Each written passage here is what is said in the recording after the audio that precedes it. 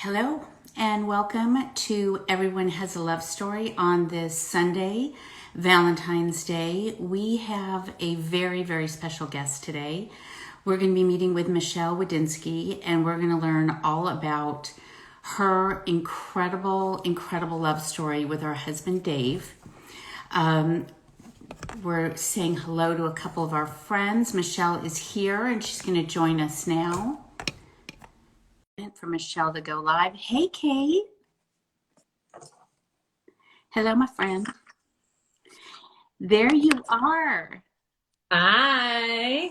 Hello, hello, hello. Thank you for joining us on what could be a very loaded day emotionally.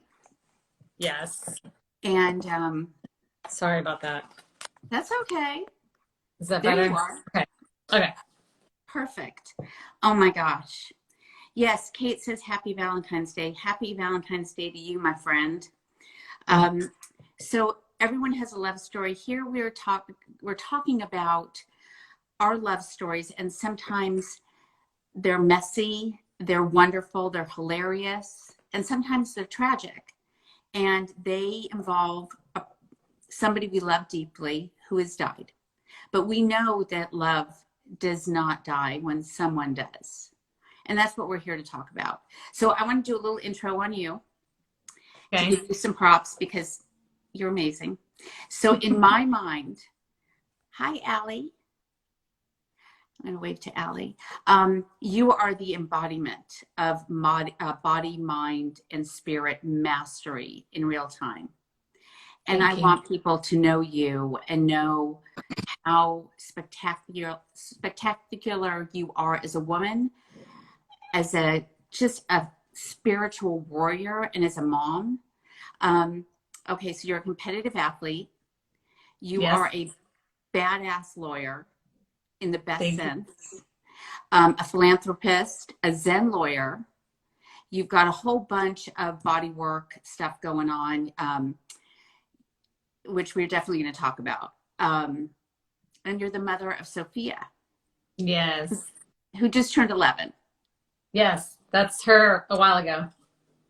Oh my God, cutie patootie. Oh my God. And you are Dave's wife. Yes. Yes, and that's what we're here to talk about. We're here to talk about your love story with Dave. And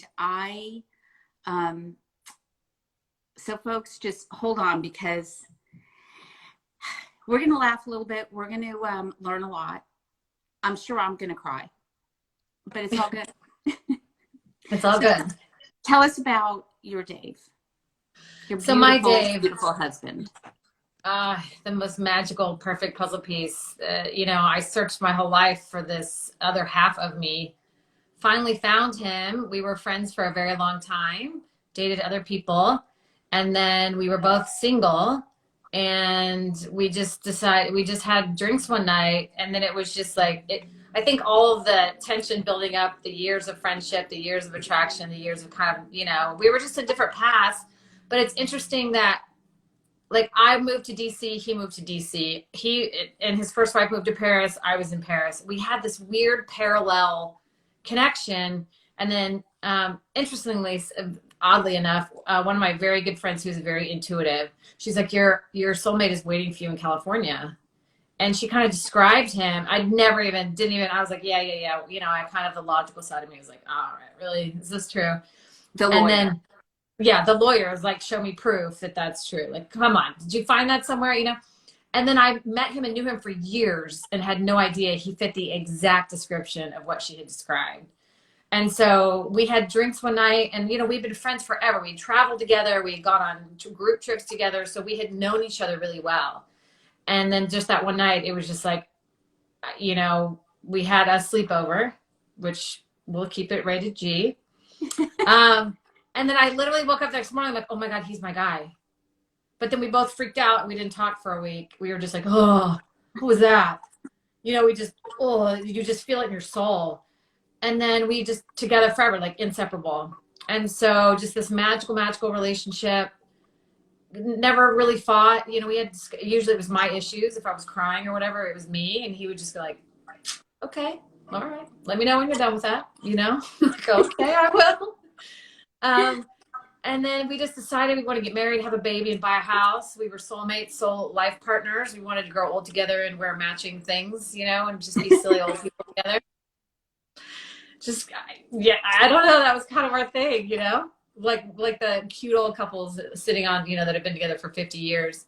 Right. And it was magical. And I couldn't describe it to anybody other than I found my puzzle piece. Like it just fit. It was like this perfect, like, okay, there you are. So, and we did just that. You said something that I just thought was so beautiful, that Dave was the first man who could handle your energy. Yes. Yes. Because you are a powerhouse of energy and spirit and light and brilliance.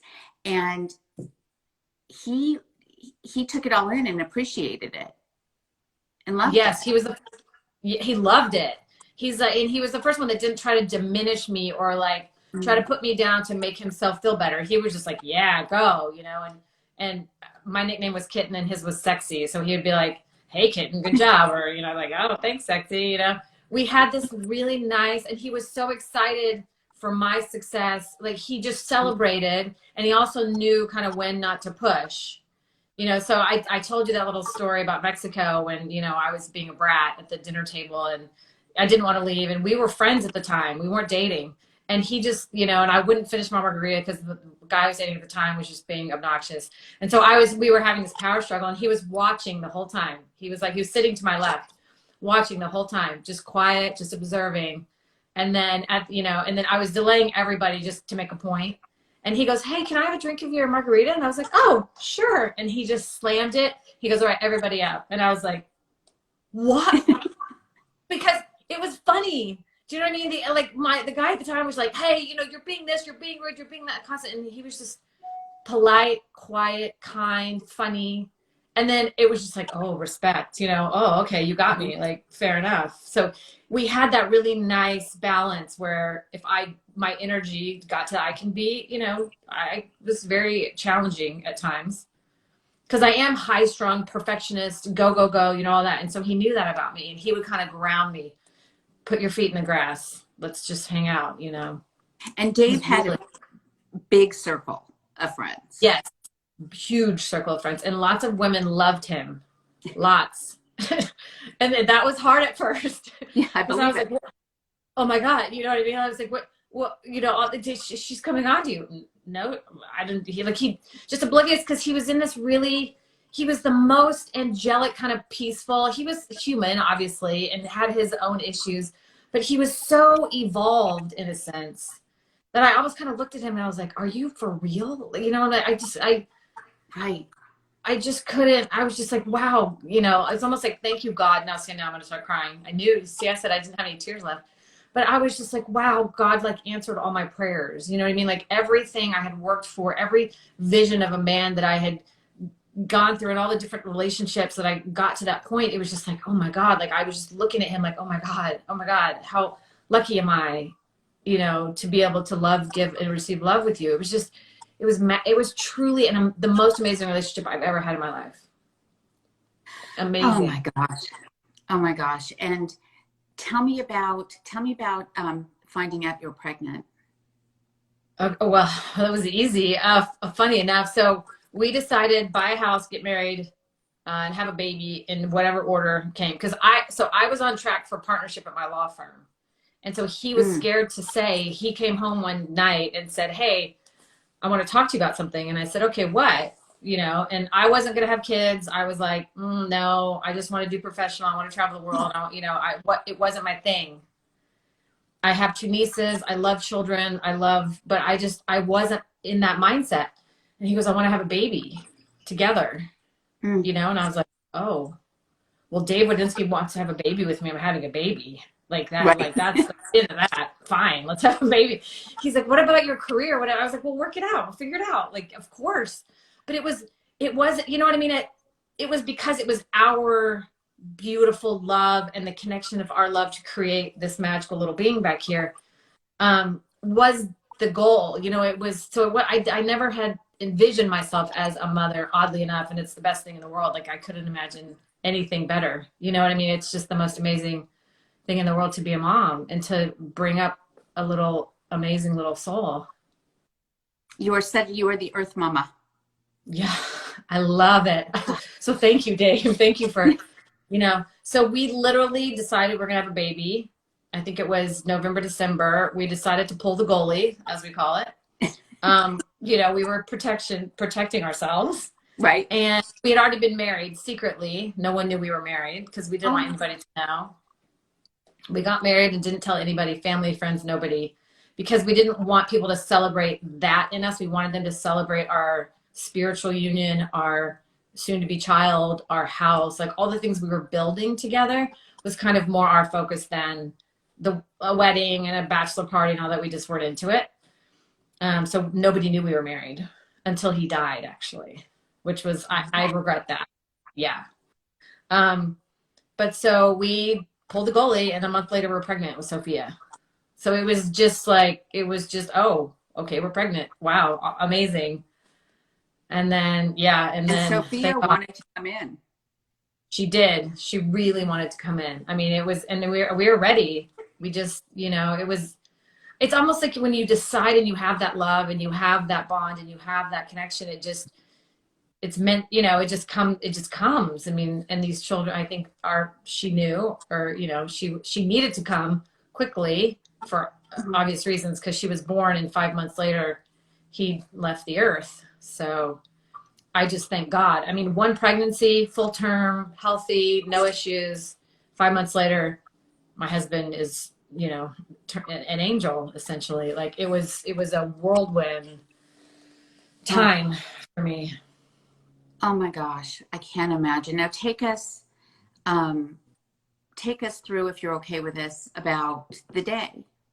Well, first of all, you had some feelings coming up about a week before. You were feeling uneasy. Yeah, I was feeling uneasy. I was like, something's being taken from me. I don't know what it is. It was like, so it was postpartum, because you know, after you have the baby, I mean, we weren't sleeping. I was breastfeeding. I was exhausted. Work wanted us to come back. We took 6 weeks, 8 weeks off so that we could be together and be with Sophia. And so, but I was having these weird feelings, just weird, like intuition weird.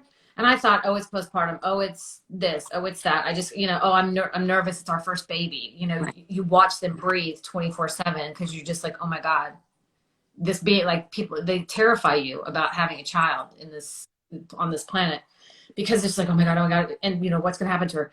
And so she was having these twitches, these like little, like kind of head twitches. And so I was like, oh my God, there's something wrong with her. And so, you know, I call my spiritual friends, as you know, I have the dial into 3 or 4 very highly evolved spiritual people. And I was like, hey, what is going on? Like, what's being taken from me? I'm getting the message something big is being taken from me. And all I have is my house, my husband, and my daughter. You know what I mean? Like, other than which I didn't think it was my mom or my nieces or anything. And then they all 3 looked and were like, everything looks fine. Because we weren't supposed to know. That's the thing. Because I couldn't change it. Because obviously if I'd known, I would have changed the outcome. But it wasn't up to me. There was higher powers involved than me and us and together. So it was just building and building. And then that morning, he wasn't feeling great. He kind of was looking at me and he goes, I just don't feel right. And I said, okay, well, maybe you're tired, because he had just got the budget done. He had worked till midnight for 2 weeks straight or whatever. I can't remember what it was. He was just trying to get things out and he was really stressed. I was like, okay, well, just rest, you know, today. And my niece was staying with us, who's 14 at the time.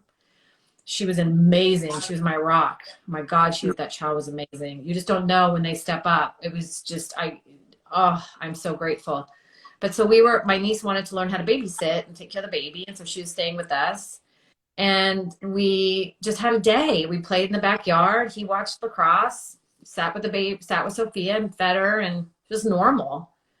And so that night he said, you know, everybody was hungry. So I was like, okay. And he goes, I want Sophia to have these little stacking toys and things. Can you guys run to the baby store and get those? Sure. And then get me a Big Mac, some French fries, and a chocolate shake on the way home. You know what I mean? Like nothing. And he didn't normally, I mean, he wasn't the best eater. He was a good eater, but you know, Taco Bell, McDonald's, but it's okay every now and then. Yeah. So we got it. We came home, and he was just like, I could see the look in his face. I like looking back. I know now. Like he knew. I think he knew, or intuitively, not consciously. Right. And he was just like, because we left him home with Sophia, so he was here by himself with the baby the whole time. And so we came back, got everything ready, and we wanted to give her a bath. And so he said, hey, I'll stay here. Why don't you and Brianna, my niece, go into the bathroom, get the stuff ready. I'll bring you a diaper and her jammies. So we said, great. So we were literally just standing. We bathed her. She was so little. We bathed her in the sink, you know, not in the bathtub. And so we were just sitting there with her in the sink waiting for him.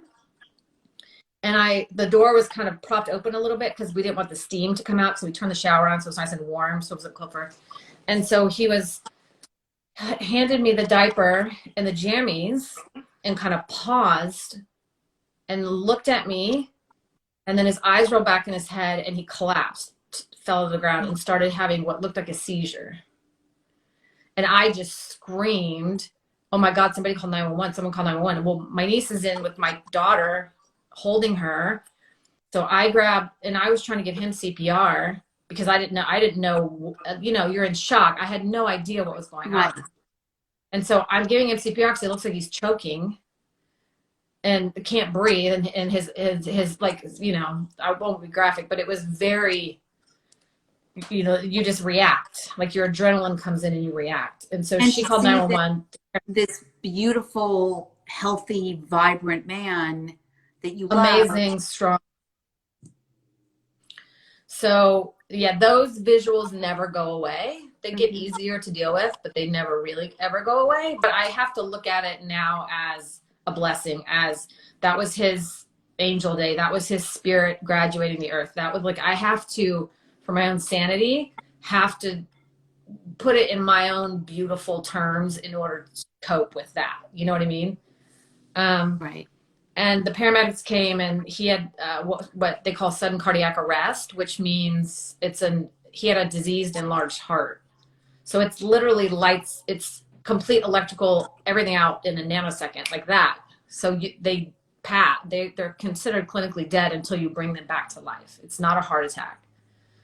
So he had passed according to the officials, and then the paramedics and me and everybody else had to bring him back to life, and that obviously didn't happen. So got to the hospital, you know, they pronounced it, and then it was just crazy. Heartbreaking. Yeah. I'm so sorry. Yeah, thank you. Oh, so it's one of those things it's taken me 10 years to tell that story without crying. You know what I mean? So I say it matter of fact now because I've released the grief attached to it. I've released the pain. I've released the trauma. I've released the story that I had to it, like the victim story, the poor me, the why me, the why him, you know, why does he have to go and other people get to live? Why do other people get second chances? Like all of those things that go through your mind and like, it's not fair. And, you know, all that stuff. And it's almost like every time I've told the story, which I haven't, it took me 5 years to even be able to address it with anybody.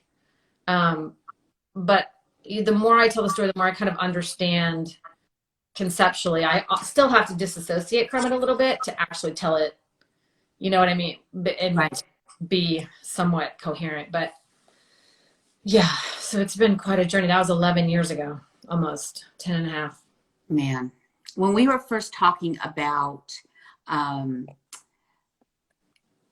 you worked with your own needs to determine how you were going to move forward, I kept on thinking of my favorite Malcolm Gladwell quote, which is, if everyone has to think outside of the box, maybe it's the box that needs fixing. Yes.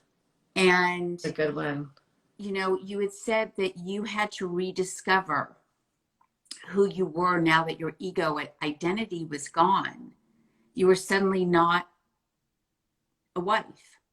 I was like, the whole build up to me as a little child, a little girl growing up with certain identities. Becoming a lawyer is a big identity for people. I Mhm. was ego identified to being a lawyer and to being a partner and to be all these things. And ego identified to a certain status in society and all that stuff, and being Dave's wife and having this beautiful, all the things and sort of the things that we are taught that are important, you know what I mean? And literally everything. So I was on track for a partner at my law firm. Had the most perfect, beautiful, amazing husband. We just bought a brand new house. We'd never had a house. Both of us lived in 800 square feet forever. It's California, you know what I mean? We could and we live by the beach, so we smaller for water access. But so we had but it was everything that I thought. We just had a baby. Like everything that I had built in 1 nanosecond was destroyed. So it was like the life that I thought I was going to be living was no longer. And so it was like one of those brain things. You're like, wait, what? And it takes a long time to kind of go, well, who am I now? Like what am I? And where am I? And what universe am I living in? And why did I choose this? You know what I mean? Like, did I spiritually come in somehow and choose this? I would never choose this, No, Nobody would. no, no. And I just want to jump in. So Hillary says, you're an inspiration. I love how you talk about the day his body left the earth, the day he became an angel. This is just so beautiful. So thank you. Thank you. I agree. Thank you. I believe he's here. I believe he's my angel. I believe he's Sophia's guardian angel. I've had lots of communication, contact with him. I've had lots of spiritual, emotional growth and my own personal experience that I can't logically deduce is something other than him. You know what I mean? Like I've had so many experiences that I just go, that's him. Like it just is what it is. Will you share the conversation we had about Joni? And it has to do with what foot gear Dave wanted everyone to wear. Oh, so yeah. So my beautiful, angels that are very intuitive. I called her on the way to the hospital and I said, get him on the phone, like get him on the line. Like, where is he? Because I knew he was somewhere in some state and I wanted her to get to him. Like, you need to come, you need to be here with me. Like, you need to stay. And she said, well, I'm seeing 2. So maybe he's getting a second chance. They're going to revive him in the hospital. She's like, I'm seeing 2.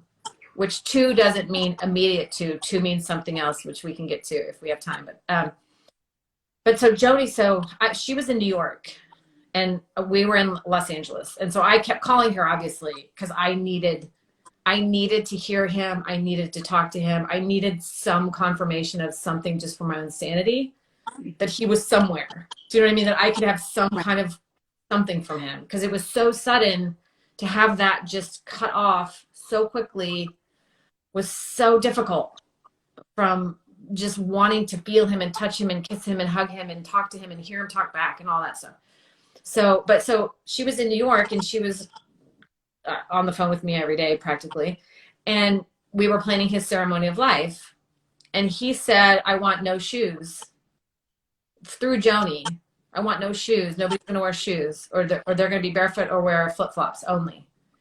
And that was his big thing at work. They used to tease him, he never wore shoes at work. But she doesn't know him. She's in New York, And we had a bunch of those really funny moments that you cannot, your logical brain goes, there's just no way. There's something there. There's some consciousness that's coming through. There's something with him that's coming through that is real. And what about the red and white balloons? Oh, so my friend who's a partner at one of my law firms, again, logical lawyers, we don't think this way. We need evidence. We want facts. We want evidence. We want everything right in front of us so that our logical brains can go, yes, that's proof, right?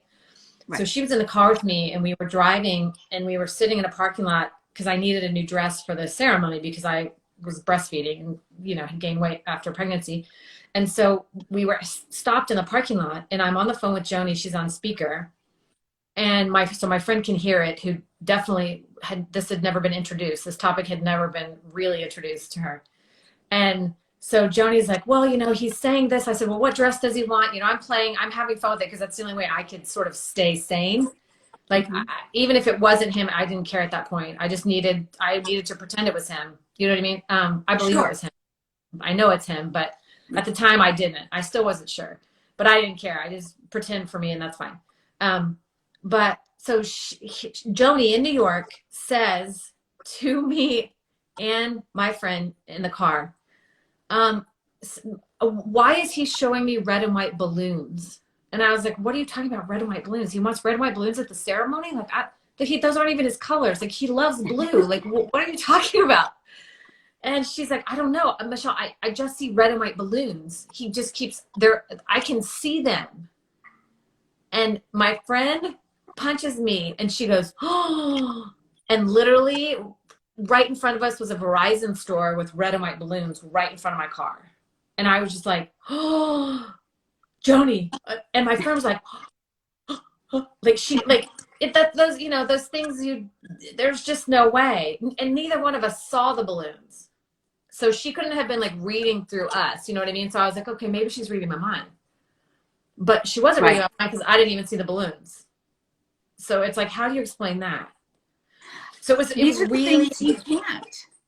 you can't. And I just accept it now. It's taken me a long time to process it, but I just accept it. It is true, and it's real, and it is what it is, And yeah, I mean, And your it's, logical mind wants to take you to, no, this can't be. yeah, We're here on earth. He's somewhere else. But your heart knows what it knows. your heart knows. Yeah. And it feels good to know that love connection doesn't go away. I think that's one of the most painful things, is to think that. And it was weird. Like, I had all this love that was pent up in my heart that I couldn't give. I had a child, but I can only give so much to her. And she'd be like, Mom, get away from me. So it was like I had this outlet that I needed to express this energy. And that was the love that he and I still shared. I just didn't know what to do with it. You know what I mean? I was used to expressing it physically with him, or talking to him, or seeing him, or kissing him. And I had to learn to process it in a really different way. And so, Yep. you know what I mean? You had to fix the box. Yes, I had to make my own box, a brand new box. I had to create a home. You talk about that no one tells us that this is normal, to be able to have this type of connection with somebody who is no longer living. And that how great it would have been if somebody had clued you in. I feel the same way. Like, to know that the possibilities of staying connected and keeping them, I don't really like the term keeping them alive, because it's so much more than that. Yeah. It's so much about how you walk in the world, and how you walk as Sophia's mother. And I mean, even your law practice has changed, and how you view the law has changed. Like, everything is expanded. Everything. Yeah. So can you tell us about, your law practice, and how you work towards mediation, mothering, how you mother differently? I mean, it's all changed. Yeah. And I think it was such a gradual change in releasing the grief and the trauma of the actual change in the relationship. I am stubborn. I am tenacious. I do not give up, ever. I'm an athlete. Do you know what I mean? Like, I've run marathons. I jump out of planes. Like, that's just that's just how I'm cut. That's the cloth that I'm cut. Like, I can't, I stop fighting it. I'm just like, all right, it just is who I am. I mean, whatever. I love that sort of thing. Racing cars, fast, whatever, swimming with sharks. I don't care. I'll do it. So I was just like, okay, nothing's going to stop me from staying with my husband. Not even a little thing like death is going to keep us apart. I had this like weird bravado about it, but I think it was like the only thing my ego could kind of attach itself to, because it was just literally everything was deconstructed. So it was like reconstructing parts of myself that were new. And it also opened my eyes to see how I could have been better also. You know, it's almost like the more you grow, the more you reflect. In addition to healing from Dave's transition and the shift and all of that, it also forced me to look at a lot of other wounds and trauma that were buried in there. That also, it literally just like burst my entire everything open. So, you know, and then you go through this like, oh my God, what is life about? What is really important in life? And you kind of come down to the fact that it's all about love. And it's like, it's either love or fear, you know, love and faith, fear and no faith. I mean, I don't know that there's any other decision that doesn't have one of those two components in it. Do you know? So for me, anyway, that's kind of what I learned. Yeah. Right? Same. Yeah. And so I kind of started to realize, and I mean, I studied because I love to study as a lawyer and a researcher. Like I read probably 15, 20 books the first 2 weeks. After death communication, how do you get, you know, spirituality, like what is it, like Buddhism, you know, all the Buddhist books we talked about. Right. I just wanted to find the answer. So I went on this like quest of what is the meaning of life, kind of like, what is it about? Because this really, I thought I knew the meaning of life. I thought my meaning of life was everything I had built in this beautiful package with my husband, and we were just going to explore the world and grow together and all that. And while that's still kind of true, it was more external than we had the internal connection, obviously. Right. But without having him physically here, I had to really search, you know, and really kind of dig in internally and go, okay, what is it about? Like, it's about love. It's about compassion. It's about empathy. And it's not only my pain, you know, like I wasn't the only one grieving. His parents were grieving. His family's grieving. His daughter, who, thank God she was young, she doesn't know. But you think about all that, and then like, how can you have compassion when you're grieving and they're grieving, and Right. we're all doing this together? It's, you know, and then the friends of his, thousands of them, they're all grieving. Yeah, there was 1,000 people at his service. Yeah, he was that guy. He just had that heart connection, and I really feel like he was a master. I think he was kind of an ascended master, came in for a little while to affect a lot of people, not just me. I mean, a lot of people. And then, you know, decided that this shift was for all of us, kind of, I think, if we chose to rock that path, really. And so it was really kind of undoing and studying with, like, I was just like, get this pain out of my body. I mean, it hurts so bad. So bad. And I didn't feel like, yeah, go ahead. Tell us how you worked on getting the pain out of your body, because it is agony. I know it is agony.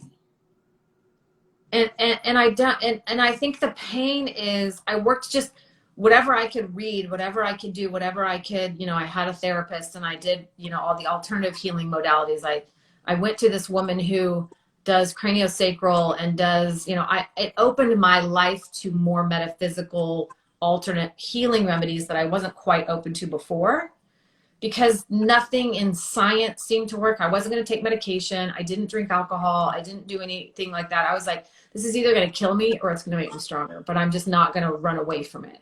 You know, and so that was like, I'm going to headbutt it. And if it headbutts me back and I'm out, then I'm out. You know what I mean? Like, that's just how it's going to be. But it was such, it was like, you think that you can't live through that pain. And then when you realize after you've lived through it, you're like, oh, I can live through anything now, because nothing affects you. You know what I mean? You get to that place where it's like, you kind of start to understand there's a bigger purpose why we're all here.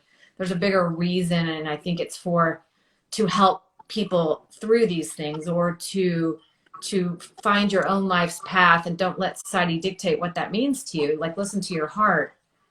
And I was just guided to whatever felt right, you know, so like theta healing or neuroaffective feedback and all these other modalities, 10 years of modalities. Like, I turned the TV off. I literally studied. I mean, I meditate every single day, and I pray, and I'm like, God, please give me a sign. Dave, please give me a sign, you know.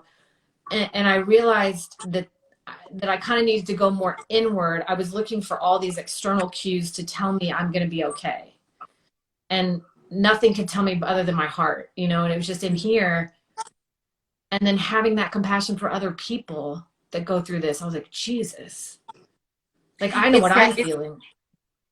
it's also that moment Yeah. when you realize you weren't going to go anywhere because you had this daughter, this Yeah. beautiful baby. But you have to make that decision. I'm not leaving. That's right. That's right. Cause, Yeah. cause she was our love child, really. Do you know what I mean? Like, we decided we're spiritual partners for life. We don't care what form it takes. You know what I mean? If it's marriage, not marriage, whatever. We didn't care the legal terms of it because we weren't romantic about marriage at all. It's a business legal partnership to us. Sorry. You know, Yes. it's kind of is what it is. Um, so the spiritual part was really important to us. And then we had this magical little baby that we had created together. And she was just this beautiful light. And like, no matter how bad I felt, no matter how much pain I felt, I would just look at that face and it would all go away. You know what I mean? I was like, oh, that's life. That's why I'm here. You know, this is it, you know, and she needs a healthy mommy. Her daddy is in heaven for whatever reason. That's our path. I have to accept it. I don't want to accept it, but I have to. And she needs a healthy mommy. She deserves that. And it's funny because it's like I couldn't do it for myself for a long time. I did it for her and for him, you know, and then me. And now it's kind of like, okay, well, as long as I work on me and I'm the best person I can be, I'm more capable of raising and guiding her and helping her in what she's going to go through. And my therapist also said, look, your daughter's going to grieve at every mental stage of development. So you're going to go through yours and then you're going to go through it again with her. And I was like, oh my God, please no. Um, That's you know, exactly right. and so I needed to be the best version of me and heal and get to a place where I was good with everything in order to hold that space for her so she could go through whatever she needed to go through. And that I could be that guiding light for her and to look at it in a positive way, not a victim mentality, not, oh my God, you know, like I don't want to make it And an identity for her. right. You're such a good mom. Oh my Thank you. gosh. How do you keep Dave um, in Sophia's life as her father? We How, talk about death.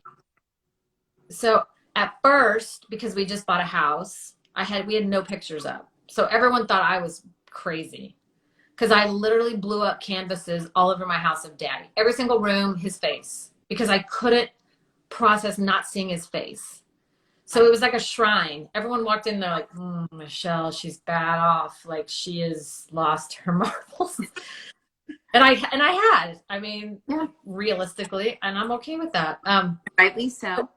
I wanted her to see her daddy. He's the most amazing man I had ever met in my entire life. And he's the most beautiful soul. And I didn't want her to miss out on that, even though it's not up to me. Right. So that was my thinking back then. And so I was like, okay, we're going to talk about him. I had all these books made and all of his friends are so beautiful and so wonderful. And they sent her a video of all these video testimonials of him and they made photo books and we collected all this stuff so Sophia got to know her daddy and how amazing he is as she grows. And so we have so much and I've talked about him since day one. I was like, oh, that much, because she used to see him. She used to like our you know, her cousins and stuff, 3 years old would say, Uncle Dave read that to me. And we're like, well, Uncle Dave's in heaven. Well, yeah, he read me a book, you know? And so we fortunately, all of the family has been very supportive. And, you know, Grandpa was like, yeah, he would leave me pennies on the washing machine. That was our thing as a child. So Dave would leave Grandpa pennies on top of the washing machine to let him know I'm here, Dad. You know, I haven't gone anywhere.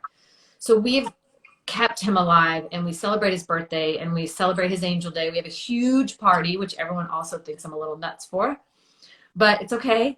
We have a huge party and we do all Dave, 80s music, Budweiser beer, taco truck, ice cream truck, all of his favorite stuff, all of his favorite music. And we did that for the first like 6 or 7 years. And then everyone's like, oh, okay. I think we've, you know, kind of done this enough. Right. But it was a really nice celebration for her also to know because, you know, she's half of him and I want her to know that part of her. And, I and love so, that. and so, Oh, but we are very open about it. Like we talk all the time. Oh, that must be daddy. Well, daddy used to do that. You know, daddy says things like that, you know, and it's just a very normal conversation for us now. Like it's almost, I had funny. somebody tell me, it sounds like like, where's your husband? I was like, oh, he's in heaven. They're like, oh, you talk about him like he's here. And Oh, I didn't realize I did that until they reflected that back to me. I was like, oh, I do, don't I? Well, yeah. Okay. But because we've gotten there, right. Right. You you have. know? I sent you that clip, that post from the lovely Amanda Klutz about Yeah. um, the whole idea of rethinking or framing her time with her husband as an era. And I mean, Yes. I see so much content for my work every day. And that was one of those things where it just stopped me in my tracks. And so a friend sent Amanda, who has recently lost her husband, um, talked to her about how he deals with his loss. And he thinks of Mm, his loss of his partner as an era that they shared together. And I mm-hmm. love the idea that it's an era is sacred. It's a moment in time, and it's not to minimize the fact that they're gone or the pain, but to really hold it up in a different light for what it was in all its beauty, Yeah. and to feel honored that you were part of this unique time. Does that resonate with you? Yeah, very much, very much. It took me a long time to get there because I was still so attached. I was so tenaciously attached and ego identified to the fact that this is not happening to me, that Dave and I are going to be together. Like it really took a long time for me to process that it is an era. You know what I mean? That stay out of the past and it Right. happened. It's over. You know what I mean? You have to accept it at some point, and then you have to move on and create the new and honor that part of you and honor that part of your life. But you do have to, you're on earth for a reason. You know what I mean? And I kept wanting to kind of be between earth and heaven. Like I was like, no, you know, I want to be half here and half there. Like, and you can't, like, that's not what we're meant to do. And that's what you wouldn't want that either. So it's almost also with dating and moving on and stuff. That's a real big realization to go, okay, that's an era. It's a chapter. It's closed in a sense and it's shifted in a sense. You know what I mean? Like he's still loving us and he's still with us. It's just a much different concept and just a much more evolved sort of understanding of it. And understanding that it's okay to move forward in your life. It's okay to bring in another partner. It's okay to, you know, love other people. There's plenty of love. We can all love so many people. That it's endless.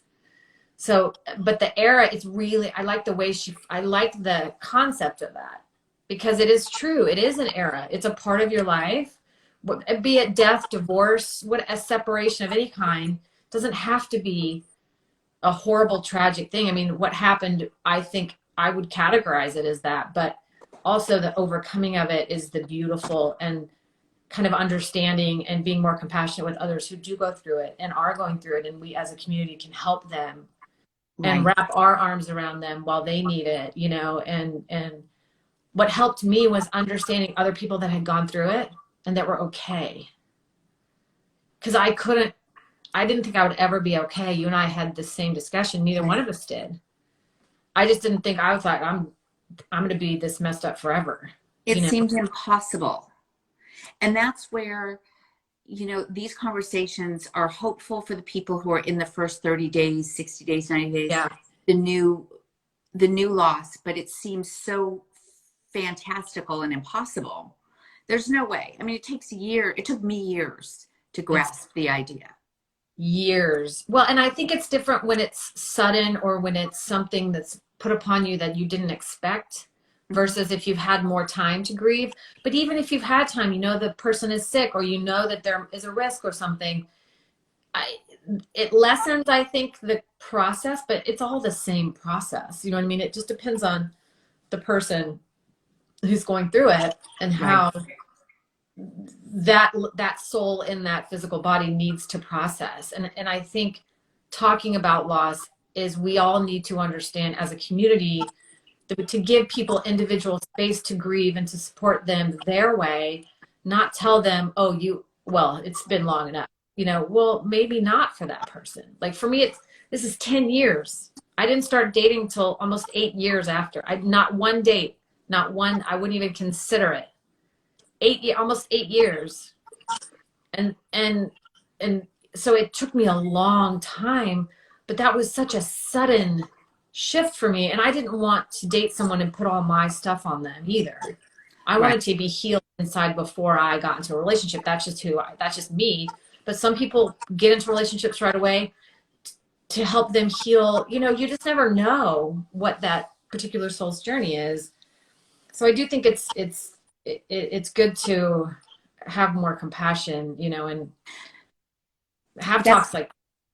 Yeah, I mean, that's what we're doing here at Talk About Loss. It's really about taking the person who's grieving and the people that love them, love us, and creating an opportunity for us to talk. Because yes, after the 30 days, we're wondering, I know for me, I was wondering, can I still talk about this? Or are they sick of hearing about it? Or, things change, and there's a way. We've really come to a place where we had to figure out a way for people to talk together and to be in community about this. And it just creates not only more authentic communication, but richer lives. The level of intimacy just goes through the roof when you're talking in a real, compassionate, loving way on both sides. Yes, I agree. And also helping that person identify the emotions that they're going through, because I think we're all taught to be afraid of this heart that has all these emotions, but we shouldn't be. We're actually supposed to experience the range of emotions, and it's okay. You know what I mean? And like to give that person the space to be angry or sad or mad or frustrated or scream or yell or whatever they need, just allow them the experience of that, and then create some kind of supportive environment or some way of talking about it, a program like what you're creating, things like that, to give people kind of a guide, like, hey, this might be a good idea, or, give them some space. Don't stay, if they're saying they need space, give them space, or whatever it is. Right. To be open and be in partnership with it. So I was reading, while I was preparing for our talk, I was reading a new report. It's a new research study, and it's really about what reminded me of you and Dave in so many different ways, because psychologists in the past have really thought of, have labeled happiness in two different buckets, or what people want from their life. The first one was the happiness bucket. And then they discovered that there's the meaning bucket.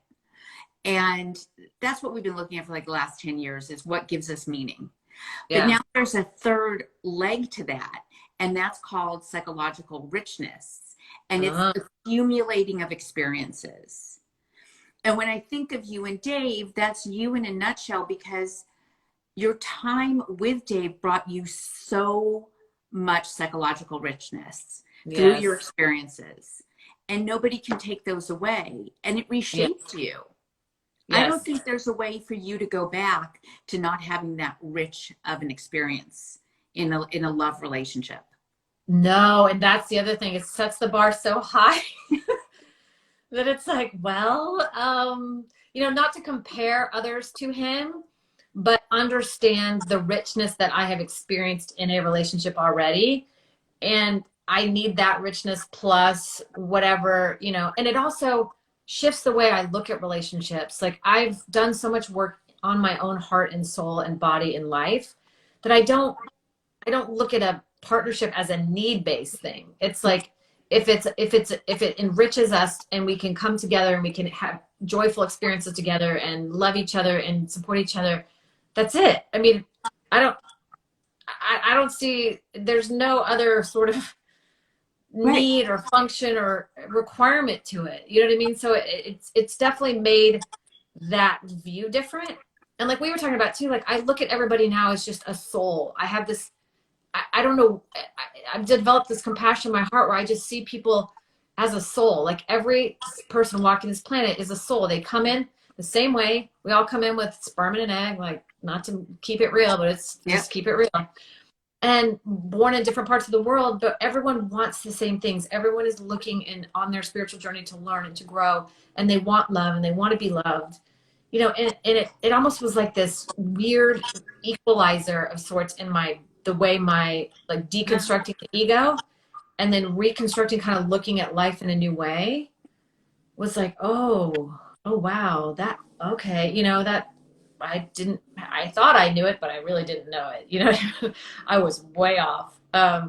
So we all know it, but I think that journey, and also getting older and also more experiences, and you just, I don't know, I just feel like I just want to give love and be kind and help people and be compassionate. And I think that's more of a meaning to life and that's why I view the law that way, is I'm just like, guys, what are we doing? Like, okay, how can I be of service to you?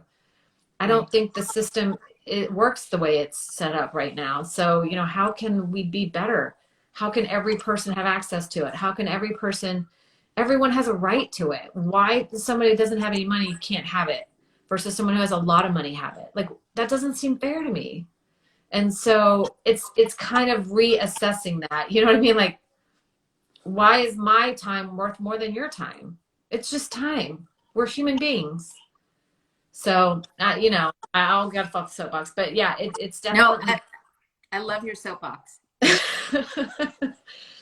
It's definitely created that opportunity for reflection and for growth and just I just feel this centeredness in my heart now that I never felt before, you know. And I think it's from getting through all of that and from learning and from seeing really the truth to things and doing my own research and, you know, and having my beautiful friends and family, people that have supported me along the way and stayed with me and guided me. And, you know, some left and some came back around and that's all okay. You know what I mean? I used to think, oh, they don't care about me, or going on a date with, like, it would be me without my husband and all the people we used to hang out with.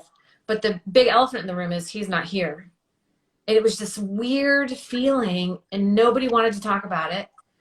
And I didn't want to talk about it. They didn't want to talk about it. We all tried to just kind of brush it off as if it didn't exist, but it did exist. Do you know what I mean? I think that's the thing we need to help people with, that conversation, like what you're doing, to bring it around. Do you know what I mean? Because that would have been a really helpful conversation. Hey, Michelle, I know Dave's not here, and we're all feeling really sad. How can we support you? You know, or not even support me, but how can we support each other? Because it was less about me. Say, listen, I know it might be awkward to talk about the fact that you're going on a date and I'm Dave's friend, but I want you to know I'm here for you. I mean, those bits of, I see you, I accept you, I love you as is, those are the moments that we hold on to. Yeah. And those incredible souls who have come into my life.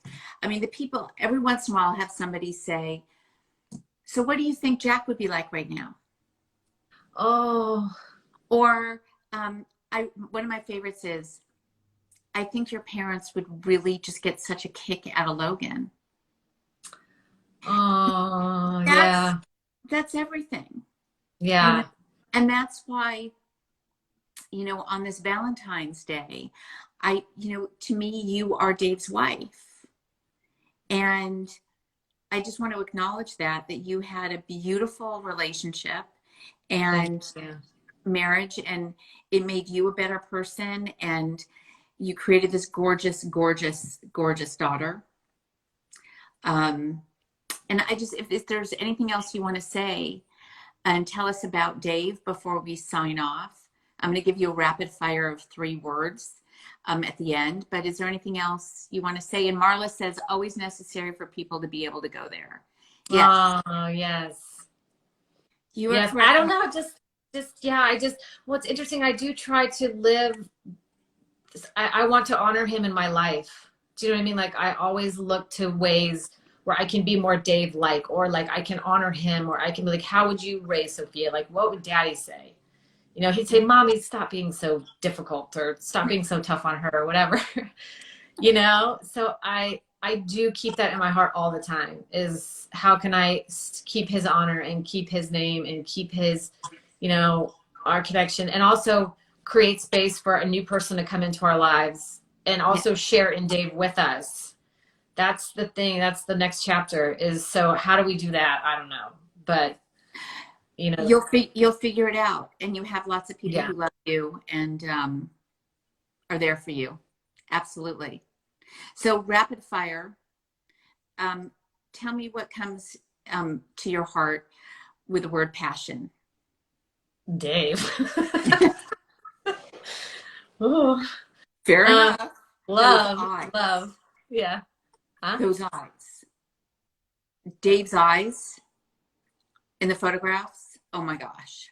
Yes. Well, they say you can recognize a person by their eyes. So when you dream, you're astral traveling, whatever, he would come to me with different forms, but they were always his eyes. Like I would look into the eyes and it would be him, but in a different form, obviously not in his earth form. Crazy. But yeah, those eyes. Oh, okay. Sophia. Oh, my love, my angel, my baby, my beauty, love of my life. Oh, the most amazing little being on the planet in the universe. Delicious. Sorry, that wasn't one word. She's a delicious. Oh, amazing. I'm so lucky. I'm the luckiest mommy on the planet. Like I tell her every day, I literally look at her every day and I'm like, I love you so much. You're the most perfect little being I've ever known in my life. And I'm so grateful you chose me as your mommy. She's like, okay, Mom, enough. Like, I heard you. Again, I was like, I need you to hear it. Every day I'm different. Every day you're different. I just want to make sure you hear it every day. Oh my gosh. That girl's so loved up. Okay, She's last one. Okay. Family. What? Family. Oh, joy, peace, happiness. That's one thing too about Dave was he gave me the most beautiful family I could have ever imagined. In his whole extended family, sisters, sisters. Well, we don't even say in-laws anymore. We just say brothers and sisters. Yeah. Aunts, uncles, cousins, like the whole family is the most beautiful family. They're so amazing. So he gave me the biggest gift in them too. And the grandparents, like I'm just eternally grateful for that. I want to do right by them. I want to honor them in the way I live and as much as I can do and how I raise Sophia and all that. So no doubt you're doing that and more. Thank you for sharing with us. And I look forward to more conversations with you because I have a feeling this is going to be one of many. Thank you so much. Me too. Thanks for having me. Happy Valentine's Day. Happy Valentine's Day. Lots of love.